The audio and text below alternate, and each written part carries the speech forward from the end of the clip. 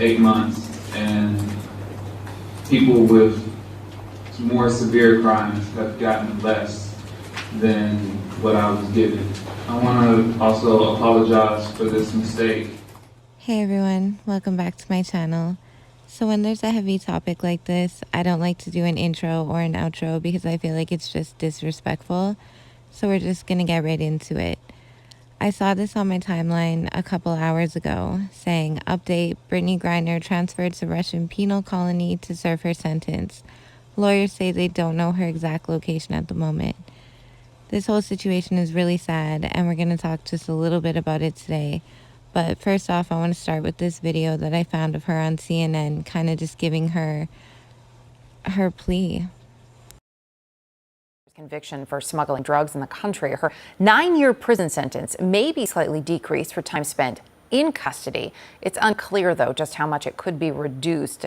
Before the judge's ruling, Griner apologized for what she called her mistake.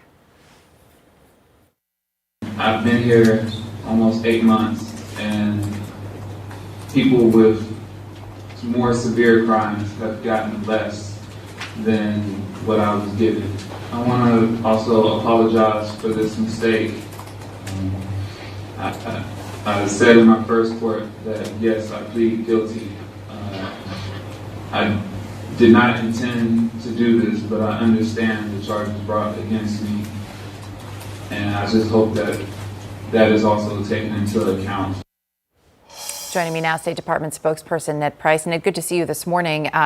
Jake Sullivan saying in a statement that you've continued to engage with Russia through every available channel. I know you said just as recently as yesterday the discussions are ongoing. Substantial proposals have been put forward. But based on what we saw this morning, what's next here? Well, what we saw this morning was a reminder that this process has been a sham from the start.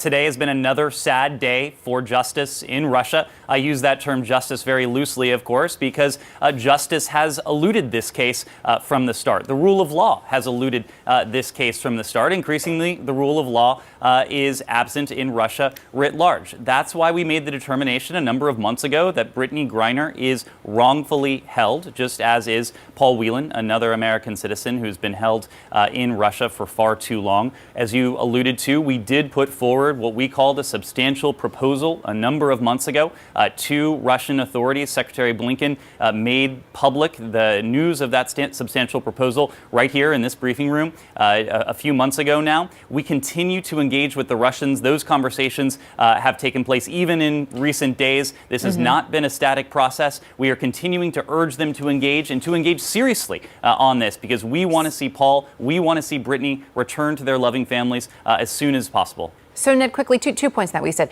You want to see them engage seriously. Are they not engaging seriously?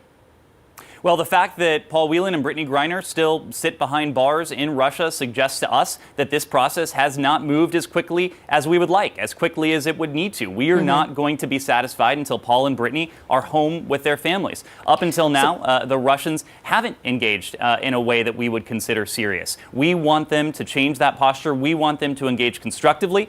We want them to engage on the proposal that we put forward. I'm going to ask you sort of rapid fire because we do have a number of topics we want to get to. But I'm curious, President Biden told Jake Tapper just a couple of weeks ago that he would meet with Putin at the G20 summit next month if Putin said he wanted to talk about Griner's release. Do you have any indication from the Kremlin that that's a possibility? Look, the president also said that he has no intention of meeting with President Putin at the G20. We've also made clear that when our interests are implicated, and of course the wrongful detention of Brittney Griner and Paul Whelan is of great interest to us, we are willing to engage. That's precisely why Secretary Blinken picked up the phone to speak to Foreign Minister Lavrov on these two cases a number of months ago, and to reiterate that substantial proposal and to suggest that the Russians engage seriously.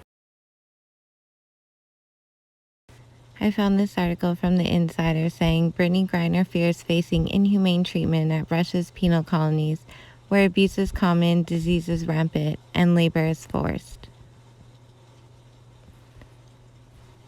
The WNBA star Brittney Griner was convicted of drug smuggling and sentenced to 9 years in Russian prison after customs agents found vape cartridges containing cannabis oil in her luggage in February.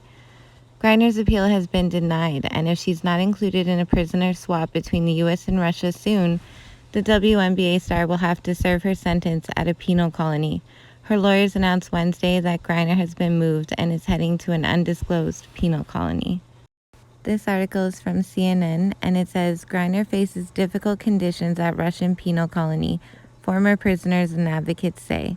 Like the Soviet Gulag system they replaced, the prisons were often harsh and life-threatening, a 2021 State Department report on Russian human rights abuses said.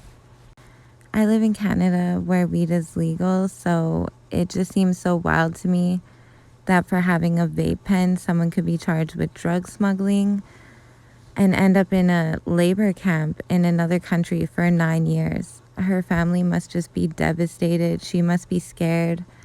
I mean, I understand there's consequences for your actions, but this just goes to prove that you really need to know the laws when you travel to another country, even to another state. Things can be so different.